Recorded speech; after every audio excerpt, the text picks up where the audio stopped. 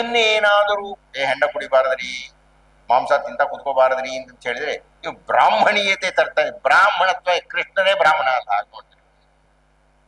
ಅವನೇ ಕ್ಷತ್ರಿಯ, ಅವನೇ ಹೆಂಡು ಕುಡಿತಾ ಇದ್ದ, ಅವನೇ ಮಾಂಸ ತಿಂತ ಇದ್ದ. ಹಾಗೆಲ್ಲ ತಿಂದು ಕೃಷ್ಣ ಹೇಳ್ತಾ ಇದ್ದಾನೆ, ಅದಲ್ಲಪ್ಪ, ಅದು ವಿಧಾನ ಅಲ್ಲ. ಆಹಾರದ ನೀವು ಹೀಗೆ ಪಾಲನೆ ಮಾಡಿ ಅಂತ ಹೇಳ್ತಾರೆ. ಒಂದೊಂದು ಕಾಲ ನೋಡ್ಬೇಕು.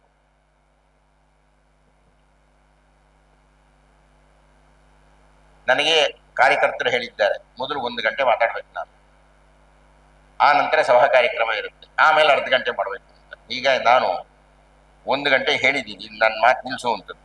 ಇನ್ನು 32 ನಿಮಿಷ ಇದೆ, ಚಿಂತೆ ಇಲ್ಲ, ಕಾಲ ಇದೆ.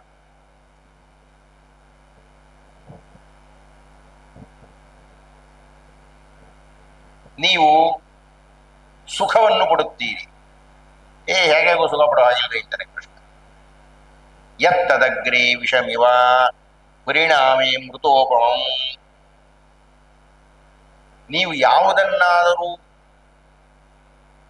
ವೃತ್ತಿಯನ್ನೋ ಸುಖವನ್ನೋ ಯಾವುದೋ ಮಹತ್ ಕಾರ್ಯವನ್ನು ಯಾವುದೋ ಒಂದನ್ನ ಶುರು ಮಾಡ್ತೀರಿ ಅಂತ ಇಟ್ಕೊಡಿ. ಯತ್ತದಗ್ರೇ ವಿಷಮಿವ, ಮೊದಲು ಬಹಳ ವಿಷ ಅಂದ್ರೆ ವಿಷ ಅಲ್ಲ, ಕಷ್ಟ ಅಂತ, ಅಷ್ಟು ಸುಲಭ ಅಲ್ಲ ಅಂತ. ಸಂಗೀತ ಅಂದ್ರೆ ಉದಾಹರಣೆಗೆ, ಸಂಗೀತ ಸುಲಭ ಅಲ್ಲವೇ ಅಲ್ಲ, ನಮ್ಮ ಪ್ರಾಣಿಗೂ ಅಲ್ಲ, ಕಷ್ಟ. ನೀವು ಸರಿಗಮ ಶುರು ಮಾಡ್ತೀರಲ್ರಿ ಮನೇಲಿ ಒಬ್ಬರೇ ಕೂತ್ಕೊಂಡು, ಯಾರಿಗೂ ಕೇಳಕ್ಕಾಗಲ್ಲ, ಅದನ್ನ ಅಷ್ಟು ಕೆಟ್ಟದಾಗಿರುತ್ತೆ. ಯಾರೇ ಶುರು ಮಾಡಿದ್ರು ಕೆಟ್ಟದಾಗೇ ಇರುತ್ತೆ.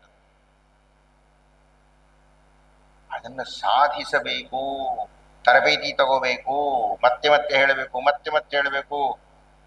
ವೀಣಾ ದೊರೆಸ್ವಾಮಿ ಅಯ್ಯಂಗಾರ್ ಅಂತ ಒಬ್ರು ಇದ್ರು, ಸುಮಾರು 40 ವರ್ಷದಿಂದ ಅವರದೊಂದು ಸಂದರ್ಶನ ಮಾಡಿದ್ದೆ ನಾನು. ಅವ್ರನ್ನ ಕೇಳಿದೆ, ನೀವು 1 ದಿವಸಕ್ಕೆ ಎಷ್ಟೊತ್ತು ಅಭ್ಯಾಸ ಮಾಡ್ತೀರಿ ಅಂತ. ಎಲ್ಲಿ ರಾಯರೇ, ಕಾಲವೇ ಇಲ್ಲ, ಎಲ್ಲೋ ಒಂದು 8-10 ಗಂಟೆ ಸಿಗುತ್ತೆ ಅಂತ.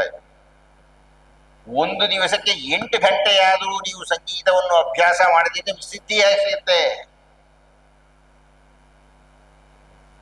ಭೀಮಸೇನ್ ಜೋಶಿಗೆ 100 ಜನ ಶಿಷ್ಯರು, ಪಾಠ ಹೇಳ್ತಾನೆ ಇರಲಿಲ್ಲ, ಅವರು ಹೇಳೋ ಕಾಲವೇ ಇರ್ತಿರಲಿಲ್ಲ. ಶಿಷ್ಯರೆಲ್ಲ ಮುಂದ್ ಕೂತ್ಕೋಬೇಕಷ್ಟೇ, ಅವ್ರ ಕಚೇರಿ ಕೊಟ್ಟಾಗ ಕೇಳಿ ಕಲ್ತ್ಕೋಬೇಕು. ಪ್ರತಿನಿತ್ಯವೂ ಕಚೇರಿ, ಬಿಡುವೆಲ್ಲಿದೆ? ಸದಾ ಅಭ್ಯಾಸದಲ್ಲಿ ತೊಡಗಿರುವಾತ. ಅನಧ್ಯಯನ ಅಂತ ಒಂದಿದೆ ನಮ್ಮಲ್ಲಿ. ಆದರೆ ಎಂದ್ರೆ ಇಂಥ ದಿವಸ ಅಧ್ಯಯನ ಮಾಡಬೇಕಾಗಿಲ್ಲ. ನಿಜವಾದ ವಿದ್ಯಾರ್ಥಿಗೆ ಅಧ್ಯಯನವಿಲ್ಲದೇ ಇಲ್ಲ. ರಜಾ ಇಲ್ರಿ. ಸುಮ್ಮನೆ ನಂದೊಂದು ಉದಾಹರಣೆ ಹಾಕೊಂಡ್ರೆ ಭಗವದ್ಗೀತೆ. ನಾವೊಂದು 20 ವರ್ಷದಿಂದ 22 ವರ್ಷದಿಂದ ಸಂಕಲ್ಪ ಮಾಡಿದ್ವಿ, ಭಗವದ್ಗೀತೆಯನ್ನು ಪ್ರತಿನಿತ್ಯ ನಾನು ಪಾರಾಯಣ ಮಾಡುತ್ತೇನೆ. ಇಲ್ಲಿ ತನಕ 8 ದಿವಸ ನಿಂತಿದ್ರು. ಒಂದು, ನಮ್ಮ ಅಕ್ಕನವರು ಸತ್ತೋಗ್ಬಿಟ್ರು, ಆವತ್ತು ದಿವಸ ನಾನು ಭಗವದ್ಗೀತೆ ಹೇಳಲಿಕ್ಕಾಗಲಿಲ್ಲ. 2ನೇದು, ನಾನು ಎದೇನು ಕೊಯ್ದು ಹಾಕಿದ್ರು, ಹೃದಯ ಶಸ್ತ್ರಚಿಕಿತ್ಸೆ ಅಂತ. ಆ 7 ದಿವಸಗಳ ಕಾಲ ನನಗೆ ಯಾವ ಶ್ಲೋಕವೂ ತಲೆಗೆ ಬರಲಿಲ್ಲ. ಇಷ್ಟು ಬಿಟ್ರೆ ಎಂದೂ ಮುರಿದಿಲ್ಲ.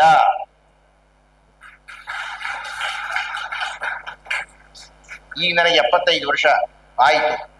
ಈಗಲೂ ನನಗೆ ಪ್ರತಿ ದಿವಸವೂ ತುಂಬಾ ಕಡಿಮೆ ಅನ್ನೋದು 3-4 ಗಂಟೆ ಆದರೂ ಅಧ್ಯಯನಕ್ಕೆ ಬೇಕು.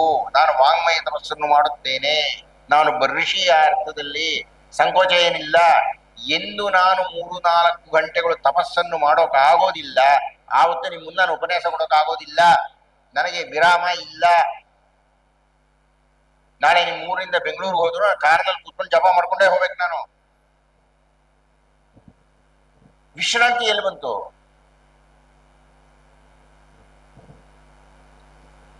ಹೀಗಾಗಿ ನೀವು ಊಟವನ್ನು ಮಾಡುತ್ತೀರೋ, ಆಟವನ್ನು ಆಡುತ್ತೀರೋ, ಮಾತನಾಡುತ್ತೀರೋ, ಕೊನೆಗೆ ನಗುತ್ತೀರೋ, ಅಳುತ್ತೀರೋ, ಎಲ್ಲದಕ್ಕೂ ಒಂದು ಶಾಸ್ತ್ರ ಇದೆ. ಹಾಗೇ ಮಾಡ್ಬೇಕು ನೀವು, ಹೇಗೋ ಮಾಡೋ ಹಾಗಿಲ್ಲ. ಆಹಾರವನ್ನು ತಗೊಳ್ಬೇಕಾಗಿದ್ರೆ ಅದು ನಿಮಗೆ ಆರೋಗ್ಯವನ್ನು ಉಂಟು ಮಾಡುತ್ತಿದೆಯೋ? ಆರೋಗ್ಯ ಉಂಟು ಮಾಡ್ತಿಲ್ಲ ಅಂದ್ರೆ ಇಷ್ಟಗಳು ಬೇರೆ ಇರ್ಬೋದು. ನಿಮಗೆ ಸಿಹಿ ನನಗೆ ತುಂಬಾ ಇಷ್ಟ, ಆದರೆ ನನಗೆ ಸಕ್ಕರೆ ಕಾಯಿಲೆ. ನಾನು ಆ ಪರಮ ಸತ್ಯವನ್ನು ಒಪ್ಪಿಕೊಂಡು ಸಿಹಿಯನ್ನು ಬಿಡಬೇಕು. ಬಿಡುವಷ್ಟು ಶಕ್ತಿ ಇದ್ರೆ ಕಡಿಮೆ ಆದರೂ ಮಾಡು. ಯಾವಾಗ ಸಾತ್ವಿಕ ಆಹಾರದ ಸಿಹಿ ಏನು ರಾಜಸವೂ ಅಲ್ಲ ತಾಮಸವೂ ಅಲ್ಲ, ಆದರೂ ನಾನು ಅದನ್ನು ನಿಯಂತ್ರಣ ಮಾಡಬೇಕು. ಯಾಕೆಂದ್ರೆ ಅದು ನನಗೆ ಆಗ್ತಾ ಇಲ್ಲ. ಆದರೆ ಹೆಂಡ ಕುಡಿಯತಕ್ಕಂಥದ್ದು ಮಹಾ ತಾಮಸ ಅಂತ ನಿರ್ಣಯ ಆಗಿದೆ.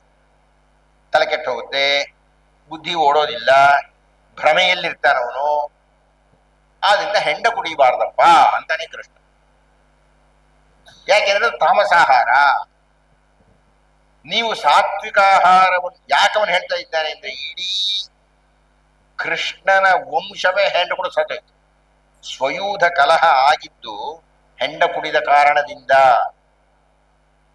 ಕೃಷ್ಣನ ವಂಶವೇ ನಿರ್ವಂಶ ಆಗುತ್ತೆ. ಅವನ ಸಾವಷ್ಟು ಭೀಕರವಾಗಿತ್ತು. ಆತಂದು ಅಂದ್ರೆ ಆತನ ಪರಿಸರದ್ದು, ಆತನ ಬಂಧುಗಳದೆಲ್ಲ. ಅದು ಆಗಿದ್ದು ಹೆಂಡ ಕುಡಿತದ ಪರಿಣಾಮವಾಗಿ. ನಾವು ಮಹಾತ್ಮ ಗಾಂಧಿ ಬಹಳ ಹೊಗಳ್ತೀವಿ. ಅವರು ಸಾಯೋ ತನಕ ತಲೆ ಕೆಚ್ಕೊಂಡ್ರು, ಮದ್ಯಪಾನ ಬಿಡಿ, ಮದ್ಯಪಾನ ಬಿಡಿ. ನಾವು ಬಿಡ್ತೀವಾ? ಬಿಡಲ್ಲ.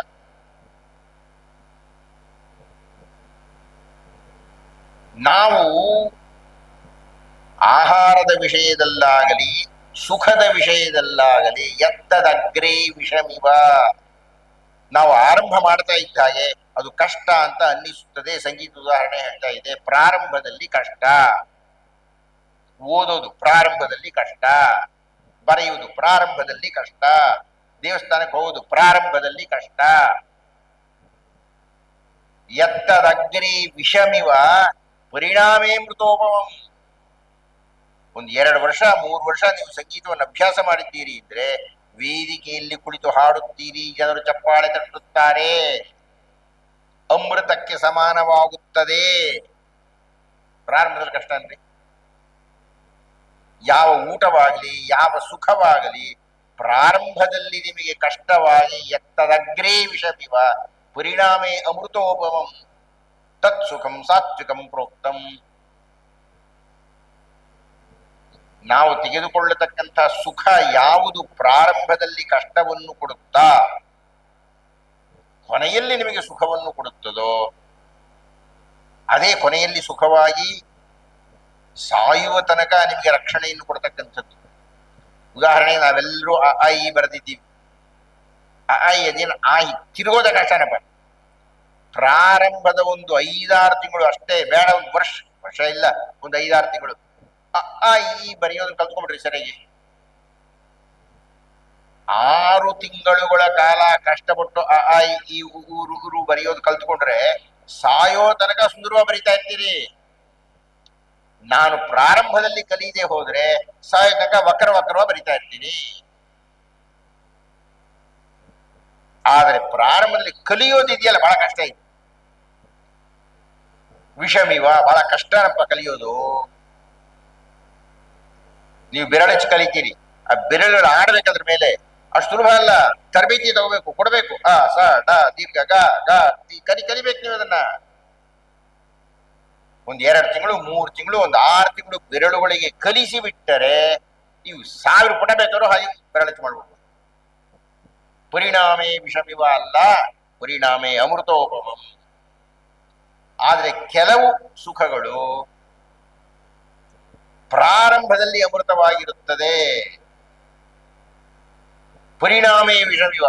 ನೀವು ಧೂಮಪಾನ ಕಲ್ತು ಬಿಡ್ತೀರಿ, ಸಿಗರೇಟ್ ಸೇದೋದು ಕಲಿತೀರಿ, ಬಹಳ ಸುಲಭವಾಗಿ ಇಟ್ಕೊಂಡು ಹೂ ಅಂತ ಉತ್ತೀರಿ, ಏನೋ ಕಡ್ದು ಗಟ್ಟೆ ಹಾಕ್ಬಿಡ್ತೀರಿ.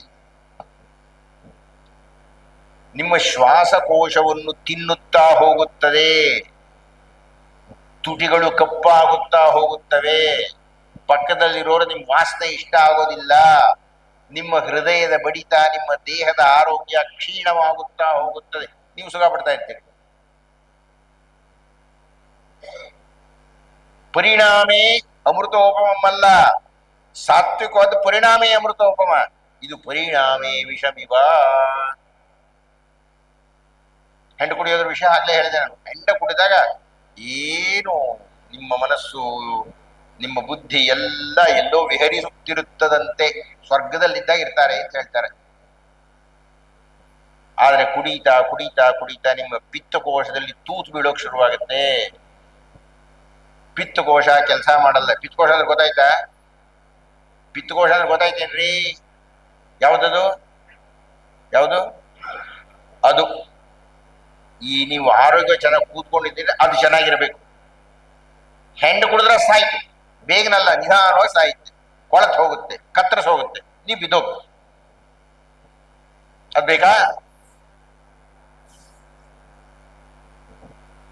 ಆದ್ದರಿಂದ ಕೃಷ್ಣ ಹೇಳಿದ, ನೀವು ಸುಖವನ್ನು ಪಡೆಯಬೇಕಿದ್ದರೆ ಬಹಳ ಎಚ್ಚರಿಕೆಯಿಂದ ಸುಖ ತಗೊಳ್ಳಿ. ಊಟ ಮಾಡಬೇಕಾದ್ರೆ ಎಚ್ಚರಿಕೆಯಿಂದ ಊಟ ಮಾಡಿ. ದಾನ ಮಾಡಬೇಕಾಗಿದ್ದರೂ ಎಚ್ಚರಿಕೆಯಿಂದ ದಾನ ಮಾಡಿ. ದೇಶೇ ಕಾಲೇ ಚ ಪಾತ್ರೇ ಚ ಯದ್ದಾನಂ ಸಾತ್ವಿಕಂ ಸ್ಮೃತಂ. ಕಂಡ್ಕೊಂಡವ್ರಿಗೆಲ್ಲ ದಾನ ಮಾಡಕೂಡುದು, ಕಂಡಿದ್ದೆಲ್ಲ ದಾನ ಮಾಡಕೂಡುದು. ಅನುಪಕಾರಿಣ, ನಿಮಗೆ ಯಾರಿಂದ ಉಪಕಾರವಾಗುತ್ತದೋ ಅವರಿಗೆ ದಾನ ಮಾಡಕೂಡುದು. ನೀವು ಉಪಕಾರ ಅವರಿಂದ ಆಗತ್ತೆ ಅಂತ ಮಾಡಿದ್ರೆ ಅದು ವ್ಯಾಪಾರ. ದಾನವನ್ನು ತೆಗೆದುಕೊಳ್ಳುವುದಕ್ಕೆ ಶಾಸ್ತ್ರೀಯನಾದ ವ್ಯಕ್ತಿ ಸಿದ್ಧ ಆಗಲ್ಲ. ಯಾಕೆ ಗೊತ್ತಾ? ನೀವು ದಾನ ಯಾಕೆ ಮಾಡ್ತಾ ಇದ್ದೀರಿ? ನೀವು ದಾನವನ್ನು ಏಕೆ ಮಾಡುತ್ತೀರಿ ಅಂದ್ರೆ, ನಿಮ್ಮಲ್ಲಿ ಸಂಚಯವಾಗಿರತಕ್ಕಂತಹ ಪಾಪವನ್ನು ಅವನ ತಲೆ ಕಟ್ತೀರಿ. ಸತ್ಯವಾದ ವಿಷಯ ಇದು. ಯಾರಾದರೂ ದಾನ ಹಿಡಿಬಾರ್ದು. ಕೆಲವರು ಹಣೆ ಬರಹ ದಾನ ಪಡಿಬೇಕು, ಅದವರ ಧರ್ಮ. ಯಾರು ಬರೀ ದಾನ ಬಿಟ್ಬಿಡ್ರಿ, ನಿಮ್ಮನೆಯಲ್ಲಿ ಶ್ರಾದ್ದಕ್ಕೆ ಪಿತೃಸ್ಥಾನಕ್ಕೆ ಯಾರಾದ್ರೂ ಕೂತ್ಕೋಬೇಕು ಅಂದ್ರೆ 1000 ಸಲ ಯೋಚನೆ ಮಾಡ್ತಾರೆ. ಮಾಡಬೇಕು, ಸತ್ಯ ಗೊತ್ತಿರೋನಿಗೆ. ಯಾಕೆ? ನಿಮ್ಮ ಮನೆಯಲ್ಲಿ ಶ್ರಾದ್ದ ದಿವಸ ಒಂದು ಊಟಕ್ಕೆ ಕುಳಿತುಕೊಂಡರೆ ಅವನ ಮೇಲೆ ಪಿತೃ ಪಿತಾಮಹ ಪ್ರಪಿತಾಮಹ, ನಿಮ್ಮಪ್ಪ ಅವರಪ್ಪ ಒಂದು ಕೂತಿರ್ತಾರೆ. ಪ್ರೇತ ಸ್ಪರ್ಶ ಆಗುತ್ತೆ. ಊಟ ಚೆನ್ನಾಗಿ ಮಾಡ್ತಾನೆ, ಅವ್ರ ಪರವಾಗಿ ಊಟ ಮಾಡ್ತಾನೆ. ಏನಾಯ್ತೀಗ ಅಂದ್ರೆ ಪ್ರೇತದ ಕವಳವನ್ನು ಊಟ ಮಾಡಿರ್ತಾನೆ ಅವನು. ಪರಿಹಾರ ಆಗ್ಬೇಕು. ನೀವು ದಕ್ಷಿಣೆ ಕೊಡ್ತೀರಿ, ದಕ್ಷಿಣೆಗೆ ಅವನು ಮಾಡೋದಲ್ಲ. ಮನೆಗೆ ಹೋಗಿ 1008 ಬಾರಿ ಸವಿತೃ ಜಪವನ್ನು ಮಾಡಬೇಕು. ಹಾಗೆ ಮಾಡಿದ್ರೆ ಮಾತ್ರವೇ ನಾವು ಬ್ರಾಹ್ಮಣ ಅಂತ ಕುತ್ಕೋಬೇಕು. ಕಷ್ಟ. ಅದು ಪುಟಾಣಿ ಬ್ರಾಹ್ಮಣಾರ್ಥಕ್ಕೆ ಕುಳಿತುಕೊಳ್ಳುವ ವ್ಯಕ್ತಿಯ ಹಣೆ ಬರಹ. ದಾನವೇ ತಗೊಂಡ್ಬಿಟ್ರೆ ನಿಮ್ಮ ತಲೆಯ ಮೇಲೆ ಇರತಕ್ಕಂತಹ ಪಾಪದ ಹೊರೆಯನ್ನ ನೀವು ದಾನ ಕೊಟ್ಟು ಕಳ್ಕೊಳ್ತೀರಿ. ಆ ದಾನ ತಗೊಳ್ತಾನೆ ಅವನ ಹಣೆ ಬರಹ ಏನು? ಬುದ್ಧಿವಂತನಾಗಿರುವ ಪುರೋಹಿತ ದಾನವನ್ನು ಪಡೆಯುವುದಿಲ್ಲ, ತಪ್ಪಿಸ್ಕೊಳ್ತಾನೆ. ಆದ್ರೆ ದಾನ ಪಡೆಯಬೇಕಾದವನ ಅಧಿಕಾರ. ಆದ್ರೆ ದಾನ ತಗೋಬೇಕು. ದಾನ ತಗೊಂಡ್ರೆ ದಾನವನ್ನು ತೆಗೆದುಕೊಂಡಾಗ ಯಾವ ಪಾಪ ಬರುತ್ತದೆಯೋ ಅದನ್ನು ನಿವಾರಣೆ ಮಾಡಿಕೊಳ್ಳುವ ಶಕ್ತಿ ಅವನಿಗಿರಬೇಕು. ಹಾಗೆ ನೀವು ದಾನವನ್ನು ಕೊಟ್ಟಾಗ ದೇಶೇ ಕಾಲೇ ಚ ಪಾತ್ರೇ ಚ ಯದ್ದಾನಂ ಸಾತ್ವಿಕಂ ಸ್ಮೃತಂ. ನೀವು ದಾನ ಹೇಗೆ ಕೊಡಬೇಕು? ಸರಿಯಾದ ದೇಶ ಇರಬೇಕು, ಸರಿಯಾದ ಕಾಲ ಇರಬೇಕು, ಸರಿಯಾದ ಪಾತ್ರ ಇರಬೇಕು. ಪಾತ್ರ ಅಂದ್ರೆ ವ್ಯಕ್ತಿ, ಯೋಗ್ಯನಾಗಿರತಕ್ಕಂಥ ವ್ಯಕ್ತಿಗೆ ದಾನ ಕೊಡಬೇಕು. ದಟ್ಟ ದರಿದ್ರನಿಗೆ ದಾನ ಕೂಡುದು. ಅದನ್ನ ಭಿಕ್ಷೆ ಕೊಡೋದಷ್ಟೇನೆ. ದಾನ ಅನ್ನತಕ್ಕಂಥದ್ದು ನಿಮ್ಮ ಪಾಪದ ಹೊರೆಯನ್ನ ತೆಗೆದುಕೊಳ್ತಾನ್ರಿ ಆತ ಶ್ರೀಮಂತನಾಗೆ ಇರಬೇಕು. ನೀವು ಕೊಡ್ತಕ್ಕಂಥ ದಾನದ ದುಡ್ಡಿಗಾಗಿ ದಾನ ತಗೋಬಾರ್ದವನು. ಅವನು ಸಮರ್ಥನಾಗಿರ್ಬೇಕು. ಅವನು ಗೊತ್ತಿರಬೇಕು ಶಾಸ್ತ್ರೀಯವಾಗಿ, ನಾನು ದಾನವನ್ನು ಪಡೆದರೆ ಈತನಿಂದ ನನಗೆ ಹಾನಿಯಾಗುತ್ತದೆ. ಇದು ದಾನದ ಗುಟ್ಟು. ಅದರಲ್ಲೂ ಎಣ್ಣೆನೋ ಉಪ್ಪು ಇವೆಲ್ಲ ಶನೀಶ್ವರಂದು ರಾಹು ಇದ್ದು ದಾನಗಳು. ಅದಕ್ಕೊಂದು ದುಡ್ಡು ಜಾಸ್ತಿ ಇಡ್ತಾರೆ. ಏನ್ ಜಾಸ್ತಿ? 1000 ಇಡ್ತೀರಾ, 10,000 ಇಡ್ತೀರಾ? ನಿಮ್ ಪಾಪ ಹೋಗುತ್ತಲ್ರಿ ತಲೆಗೆ. ಅದು ಗೊತ್ತಿದ್ದು ತಗೊಳ್ತಾನೆ. ಯೋಗ್ಯನಾದ ದಾನ ಸ್ವೀಕಾರಿ ಗೊತ್ತಿದ್ದು ಅದನ್ನು ತೆಗೆದುಕೊಂಡರೆ ಅದರಿಂದ ಬರತಕ್ಕಂತಹ ಪಾಪವನ್ನು ಕಳೆದುಕೊಳ್ಳತಕ್ಕಂಥ ಶಕ್ತಿ ಅವನಿಗೆ ಇರಬೇಕು. ನೀವು ಕೊಡಬೇಕಾಯ್ತು ಶ್ರದ್ಧೆಯ ದೇಯಂ ಅಶ್ರದ್ಧೆಯ ದೇಯಂ ಭಿಯಾದೇಯಂ ಕ್ರಿಯಾದೇಯಂ ಶ್ರೀಯಾದೇಯಂ. ತೈತ್ರಿಯೋಗಳನ್ನು ಪುಟ್ಟಿ ಕೊಟ್ಬಿಡ್ತಾರೆ. ಹೇಗೆ ದಾನ ಕೊಡ್ಬೇಕು? ನೀವು ಹೆದರ್ಕೊಂಡು ಕೊಡ್ಬೇಕು ದಾನವನ್ನ. ತಗೊಳ್ಳೆ ಅಂತ ಕೊಡೋ ಹಾಗಿಲ್ಲ ನೀವು. ನನ್ನ ಯೋಗ್ಯತೆ ಇಷ್ಟೇ, ಬಹಳ ಕಡಿಮೆ ಅಂತ ಕೊಡಬೇಕು. ಸಂಹಿತಾದೇಯಂ, ಯಾವ ರೀತಿಯಲ್ಲಿ ದಾನವನ್ನು ಕೊಡಬೇಕು ಅಂತ ಶಾಸ್ತ್ರದಲ್ಲಿ, ಈಗ ಸುಮ್ಮನೆ ದಾನ ಕೊಡೋದಲ್ಲ, ಅದಕ್ಕೊಂದು ಮಂತ್ರ ಇದೆ. ಮಂತ್ರಪೂರ್ವಕವಾಗಿ ಕೊಡಬೇಕು. ನೀವು ಗಂಡ ಹೆಂಡತಿ ಇದ್ರೆ ಗಂಡನಿಗೆ ದಾನ ಕೊಡುವ ಅಧಿಕಾರ ಇಲ್ಲ. ಹೆಂಡತಿಯೇ ನೀರನ್ನು ಹಾಕಬೇಕು, ಆ ನೀರು ನನ್ನ ಕೈಗೆ ಬಿದ್ದು ದಾನ ತಗೊಳ್ಳೋನ್ ಕೈಗೆ ಬೀಳಬೇಕು. ಹೆಂಡತಿಯ ಮೂಲದ ಇದೆಲ್ಲ ವಿಧಿ.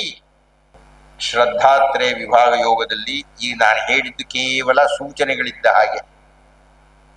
ತುಂಬಾ ವಿಸ್ತಾರವಾಗಿ 17ನೇ ಅಧ್ಯಾಯದಲ್ಲಿ ಕೃಷ್ಣ ವರ್ಣನೆ ಮಾಡಿದ್ದಾನೆ. ಶ್ರದ್ಧೆ ಎಂದರೆ ಏನು, ಯಾವ ತರಹದ ಶ್ರದ್ಧೆಗಳಿದೆ, ಯಾವ ಯಾವ ಶ್ರದ್ಧೆಗಳು ಮಾನ್ಯ ಇತ್ಯಾದಿಯನ್ನೆಲ್ಲ ವರ್ಣನೆ ಮಾಡಿದ್ದಾನೆ. ಸದ್ಯಕ್ಕೆ ನಾವು 17ನೇ ಅಧ್ಯಾಯದ ಇಷ್ಟು ಅಂಶಗಳನ್ನು ಗಮನಿಸುತ್ತಾ 18ನೇ ಅಧ್ಯಾಯಕ್ಕೆ ಹೋಗೋಣವಾ. 18ನೇ ಅಧ್ಯಾಯದ ಹೆಸರು ಮೋಕ್ಷ ಸನ್ಯಾಸ ಯೋಗ ಅಂತ.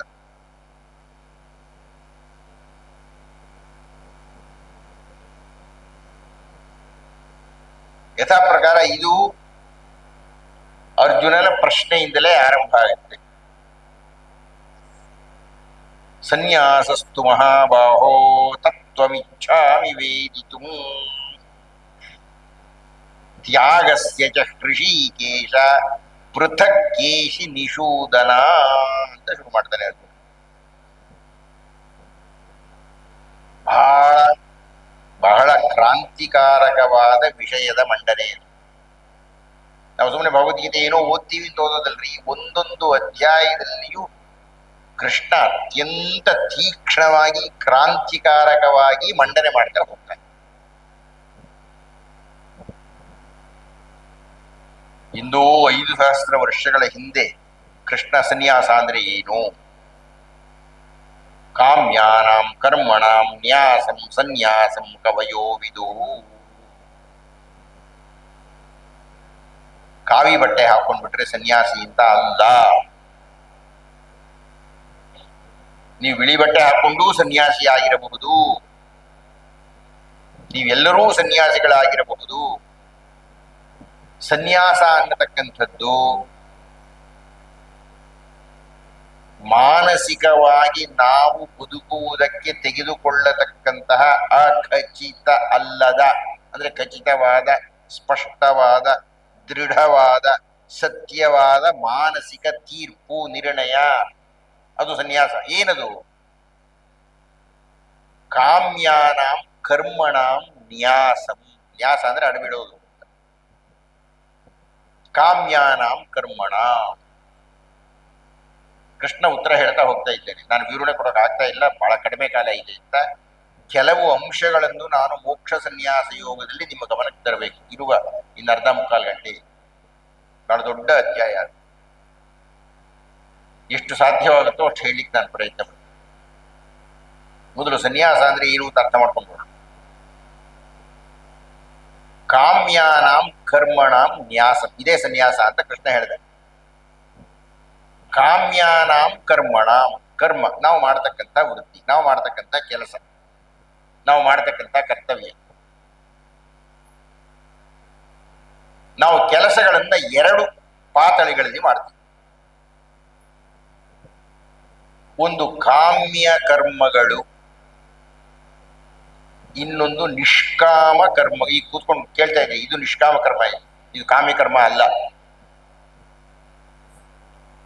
ಬೆಳಗ್ಗೆ ಸಂಧ್ಯಾ ವಂದನೆ ಮಾಡ್ತೀವಿ, ಕಾಮ್ಯ ಕರ್ಮ ಅಲ್ಲ.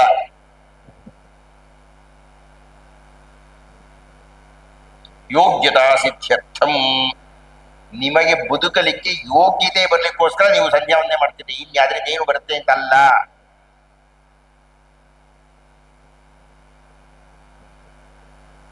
ದೇವ್ರ ಪೂಜೆ ಮಾಡ್ತೀರಿ, ಯಾವ ಕಾಮ್ಯ ಕರ್ಮವೂ ಇಲ್ಲ. ಅದರೊಳಗೆ ವಿಶೇಷವಾದ ನಿತ್ಯ ಪೂಜೆ ಮಾಡ್ತೀರಿ ಅಂತ ಇಟ್ಕೊಂಡ್ರೆ ಅದು ಕಾಮ್ಯ ಕರ್ಮ ಅಲ್ಲ.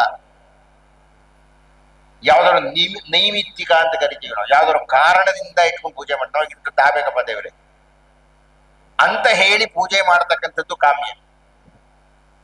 ಕಾಮ್ಯ ಕರ್ಮ ಅಂದರೆ ಯಾವುದನ್ನಾದರೂ ಗಳಿಸಲಿಕ್ಕೆ ಮಾಡುವ ಕರ್ಮ. ನಿತ್ಯ ಪೂಜೆ ಮಾಡತಕ್ಕಂಥದ್ದು, ನಿತ್ಯ ಊಟ ಮಾಡತಕ್ಕಂಥದ್ದು, ನಿತ್ಯ ಉಸಿರಾಡತಕ್ಕಂಥದ್ದು, ಇವು ಯಾವುದೂ ಕಾಮ್ಯ ಅಲ್ಲ, ತನ್ನಿಂದ ತಾನೇ ಆಗ್ಬೇಕಾಗಿರ್ತಕ್ಕಂಥದ್ದು. ನೀವು ಕಾಮ್ಯ ಇಷ್ಟಪಟ್ಟು ನಾನು ಉಸಿರಾಡುತ್ತೇನೆ ಅಂತ ಅಲ್ಲ. ನೀವು ಇಷ್ಟಪಡ್ರಿ ಬಿಡ್ಲಿ ಉಸಿರಾಟ ಆಡ್ತಾನೆ ಇರ್ತದೋ. ನೀವು ಇಷ್ಟಪಟ್ಟು ಯಾರು ಬಾಯಿ ಮುಚ್ಚಿಕೊಳ್ಬಿಟ್ಟು ಸದೋಡ್ತೀರಿ. ಉಸಿರಾಟ ಅದು ನಿಮ್ಮ ಇಷ್ಟದ ಮೇಲೆ ನಿಂತ್ಕೊಂಡಿಲ್ಲ, ನಿಮ್ಮ ಇಷ್ಟದ ಮೇಲೆ ಶ್ವಾಸ ಬಡಿತಾ ಇಲ್ಲ. ಅವೆಲ್ಲ ನಿಷ್ಕಾಮ ಕರ್ಮಗಳು. ನಾವು ಯಾವುದನ್ನು ಕಾಮ್ಯ ಕರ್ಮ ಅಂತ ಮಾಡ್ತೀವಿ ಅಂದರೆ, ನಾವು ಮಾಡುವ ಕರ್ಮದಿಂದ ನಮಗೆ ಲಾಭ ಇರಬೇಕು. ನಾನು ಉಪನ್ಯಾಸ ಕೊಡ್ತಾ ಇದ್ದೇನೆ, ಬಿಟ್ಟಿ ಕೊಡ್ತಾ ಇಲ್ಲ, ನಾನು ಉಚಿತವಾಗಿ ಕೊಡ್ತಾ ಇಲ್ಲ, ಇದು ಕಾಮ್ಯ ಕರ್ಮ. ನಾನು ಉಪನ್ಯಾಸಕ್ಕೆ ಸಂಭಾವನೆ ತಗೊಳ್ತೀನಿ. ಸಂಗೀತ ಕಚೇರಿ ಕೊಡ್ತಾರೆ, 1.5 ಗಂಟೆ 2 ಗಂಟೆ 3 ಗಂಟೆ ಕೊಡ್ತಾರೆ, 1.5 ಲಕ್ಷ 2 ಲಕ್ಷ ತಗೊಳ್ತಾರೆ, ಸಂಭಾವನೆ ತಗೊಳ್ತಾರೆ, ಅದು ಕಾಮ್ಯ ಕರ್ಮ.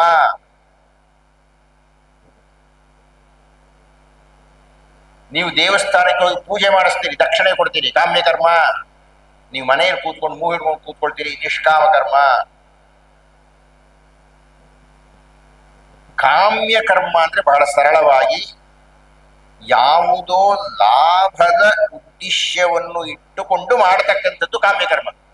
ಅರ್ಥ ಆಯ್ತೇನ್ರಿ? ಒಬ್ಬಾತ ಒಂದು ಉಪಾಹಾರ ಗೃಹವನ್ನು ನಡೆಸ್ತಾ ಇದ್ದಾರೆ, ಬೆಳಗ್ಗಿಂದ ಸಂಜೆ ತನಕ ತಿಂಡಿ ಕೊಡ್ತಾರೆ, ಊಟ ಕೊಡ್ತಾನೆ, ಕಾಫಿ ಎಲ್ಲ ಕೊಡ್ತಾರೆ, ಅದು ಕಾಮ್ಯ. ಹಾಗೆ ಊಟವನ್ನು ಕೊಡ್ತಾ ಇದ್ದಾಗ ಯಾರೋ ಒಂದಿಬ್ಬರಿಗೋ 3 ಜನಕ್ಕೂ ಉಚಿತವಾಗಿ ಕೊಟ್ಬಿಡ್ತಾನಂತ, ಉದ್ದೇಶಪೂರ್ವಕವಾಗಿ. ಯಾರೋ ಅನಾಥಾಲಯಕ್ಕೋ ಅಥವಾ ನಾನೊಂದಿಬ್ಬರು 3 ಜನ ಹುಡುಗರಿಂದ ನಾನು ದತ್ತು ತಗೊಳ್ತೀನಿ ಅಂತ ಹೇಳೋ, ಉಚಿತವಾಗಿ ಆತನ ಉಪಾಹಾರ ಗೃಹದಲ್ಲಿ ಬೆಳಗ್ಗಿನಿಂದ ಸಂಜೆ ತನಕ 1,000 ಜನ ಊಟ ಮಾಡ್ತಾ ಇದ್ರೆ 3 ಜನಕ್ಕೆ ಆತ ಉಚಿತವಾಗಿ ಆಹಾರವನ್ನು ಕೊಡುತ್ತಾನೆ, ಅದು ನಿಷ್ಕಾಮ ಕರ್ಮ. 997 ಕಾಮ್ಯವೇ. ಸನ್ಯಾಸ ಅಂದ್ರೆ ಅರ್ಥ ಏನಪ್ಪಾ ಅಂದ್ರೆ, ಈ ಕಾಮ್ಯ ಕರ್ಮವನ್ನು ಬಿಟ್ಬಿಡೋದು. ಕಾಮ್ಯಾನ ಕರ್ಮಣ ನ್ಯಾಸ. ಒಬ್ಬರು ಸನ್ಯಾಸ ಸ್ವೀಕಾರ ಮಾಡ್ತಾ ಇದ್ದಾರೆ ಅಂದ್ರೆ, ಅವರು ನಿಷ್ಕಾಮರಾಗುತ್ತಿದ್ದಾರೆ ಅಂದ್ರೆ ಎಲ್ಲವನ್ನು ಬಿಡುತ್ತಾರೆ. ಹೇಗೆ ಬಿಡ್ತಾರೆ? ಹೆಸರು ಬಿಡ್ತಾರೆ, ಮೊದಲನೇದಾಗಿ ಸಂಬಂಧನ ಬಿಡ್ತಾರೆ. 25-30 ವರ್ಷಕ್ಕೆ ಸಾಯ್ಬೋದವರು, ಈಗಲೇ ತಿಥಿಯನ್ನು ಮಾಡಿಕೊಳ್ಳುತ್ತಾರೆ. ಯಾವುದೇ ಒಬ್ಬ ವ್ಯಕ್ತಿ ಸನ್ಯಾಸ ಸ್ವೀಕಾರ ಮಾಡ್ತಾ ಇದ್ದಾನೆ ಅಂದ್ರೆ ಮೊಟ್ಟ ಮೊದಲು ಮಾಡತಕ್ಕಂಥದ್ದು ಘಟಶ್ರಾದ್ದ, ವಿರಜಾ ಹೋಮ ಇತ್ಯಾದಿ. ತನ್ನ ಶ್ರಾದ್ದವನ್ನು ತಾನೇ ಮಾಡಿಕೊಂಡು ಕಾವಿ ಬಟ್ಟೆ ಸ್ವೀಕರಿಸ್ತಾನೆ, ಬೇರೆ ಬಟ್ಟೆ ಹಾಕಲ್ಲ ಅಂತಾನೆ. ಯಾಕೆ ಆಗಲ್ಲ ಅಂತ, ಈ ಬಣ್ಣದ ಬಟ್ಟೆಗಳೆಲ್ಲಾನು ಬಣ್ಣ, ಇವು ಈ ಬಣ್ಣವೆಲ್ಲ ಕಾಮ್ಯ. ಕಾವಿ ಬಟ್ಟೆ ಬೆಂಕಿಯ ಬಣ್ಣ, ಬೆಂಕಿಯಲ್ಲಿ ನಾನು ಸುಟ್ಟು ಹೋಗುತ್ತೇನೆ ಅಂತ ತಗೊಳ್ತಾನೆ ಅದನ್ನು, ಕಾವಿ ಬಟ್ಟೆನ.